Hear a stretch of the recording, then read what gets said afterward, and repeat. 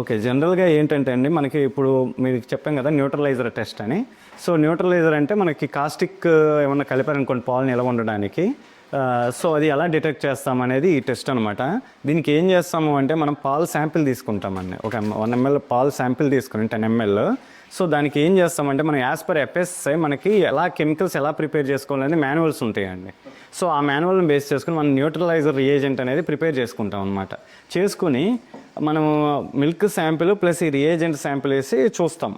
చూసినప్పుడు colour change అవుతుందండి.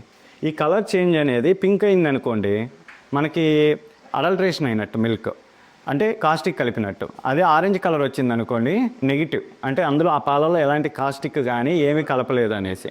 So మీకు ఇది చూసినప్పుడు మీరు చూడండి, ఇది ఆరెంజ్ కలర్లో ఉంది, కానీ ఇది మనం డెమో పర్పస్ కోసం మనము కాస్టిక్ కలిపామండి.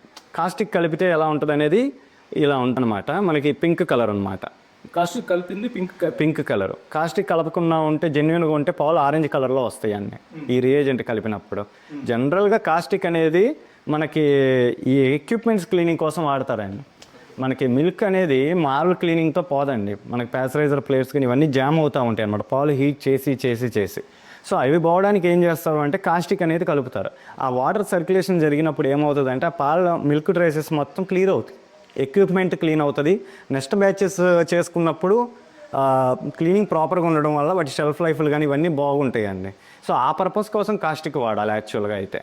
సో ఎందుకు కలుపుతారు అసలు దానివల్ల?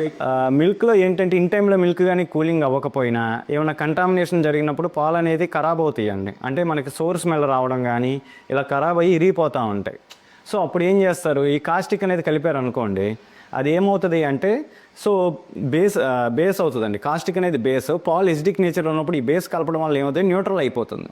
న్యూట్రల్ అయిపోయి ఆ పాలు పాడవకుండా ఉంటాయి.